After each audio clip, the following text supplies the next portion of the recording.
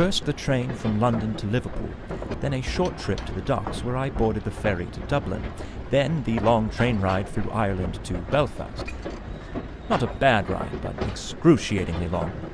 Check-in at the guest house in the town proper, quick supper, quick sleep, quick breakfast, and a hop on the local train here to the Holland and Wolff shipyard. Fortunately, it was punctual. I was worried about being tardy for being 3 hours early. My darling Claire always said to me, "Robin, you better get out of the house right now and go be useful for someone." She always did lovingly encourage me to show up for work early and give my best effort.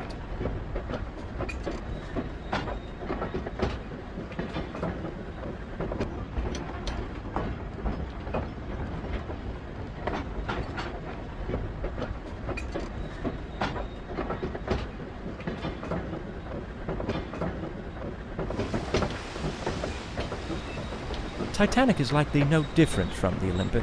They're structurally identical. The Olympic underwent these trials months ago, so this should be a simple repeat.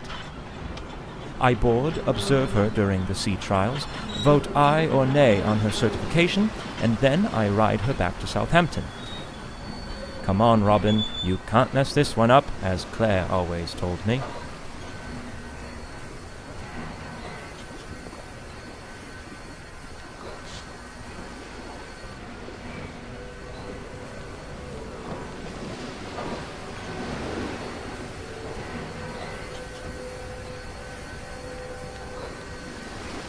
Let's look at the positive.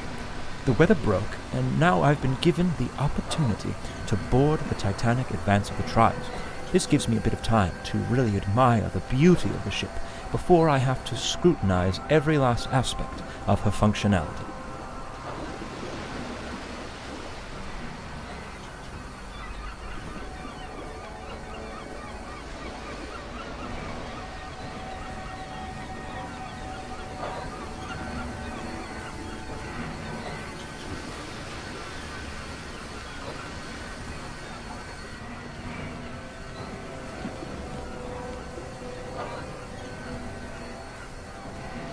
I had better find my way aboard.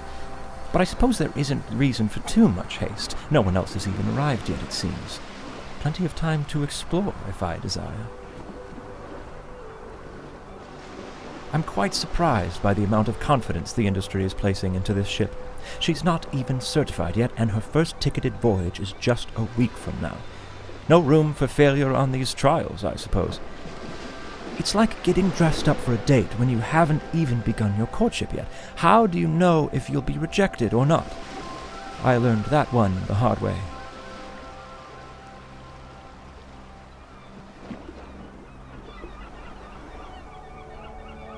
Belfast Lough is beautiful. With the hills around it and the morning fog, it reminds me of what I always imagined Puget Sound would be like.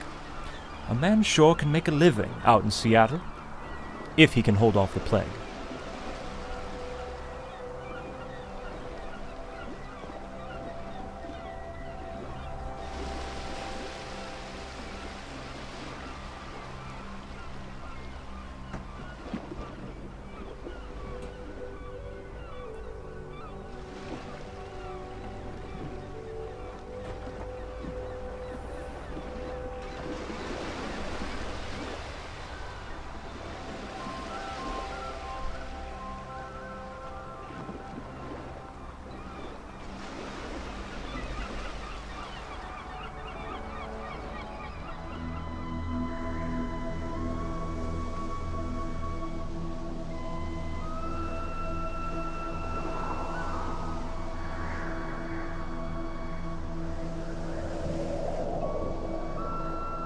Most first-class spaces should be accessible at the moment, but I may be able to venture down to third class for a spell through Scotland Road on E-Deck. I believe I'm boarding before anyone else. Robin, right now you're the most handsome man on the Titanic.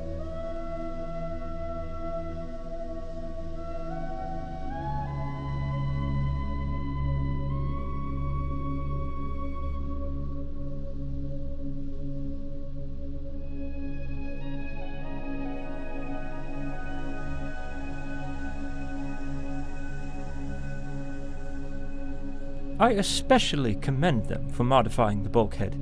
I never cared much for what was on the Olympic.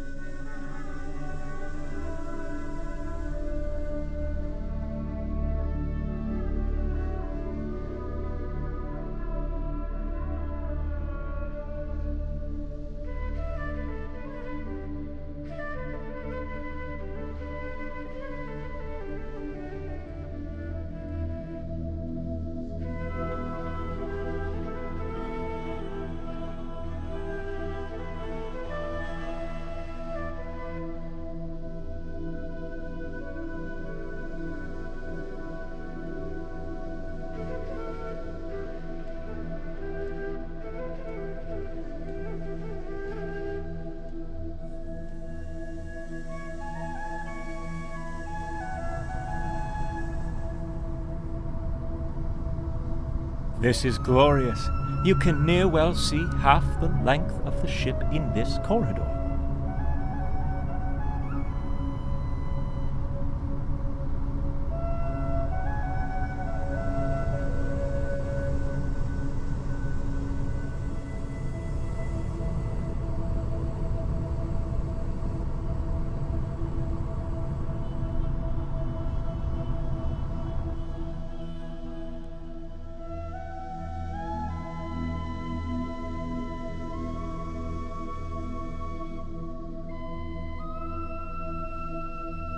A stark contrast from the first-class accommodations, I should say, but still a major improvement from the other liners I've inspected. In all honesty, I envy these people in the lower class. The world is open to them. They move to America and build their future how they choose. They could be loggers, for example. But father wanted me to be a surveyor like he and his father. No logging for you, Robin. Now wash your ears.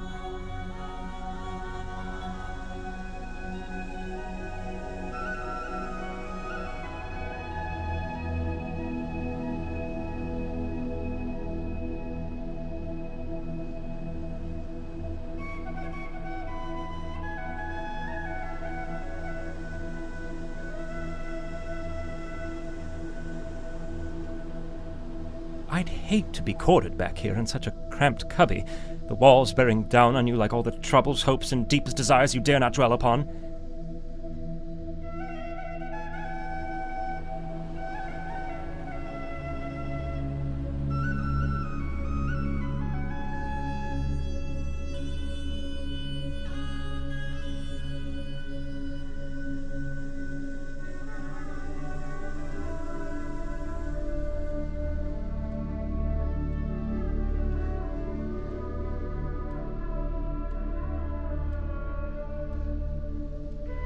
Who on earth is that lucky dog testing out the electric bath? And I believe I see a sliver of the plunge bath as well.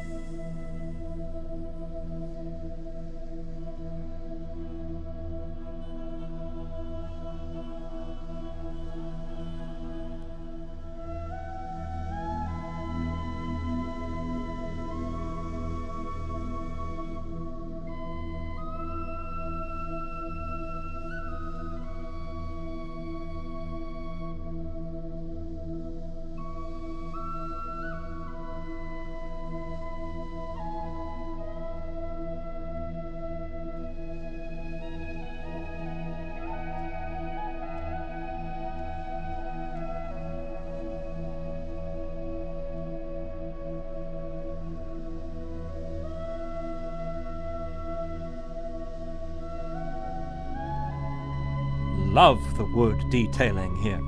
It's absolutely perplexing. Now that's a craft I can really respect. Lovely wood. I've always been fond of wood. When younger, I used to cut wood for the poor folks 2 streets over. My neighbors started calling me Robin Wood. They always laughed, but I don't know why. I wore that title proudly.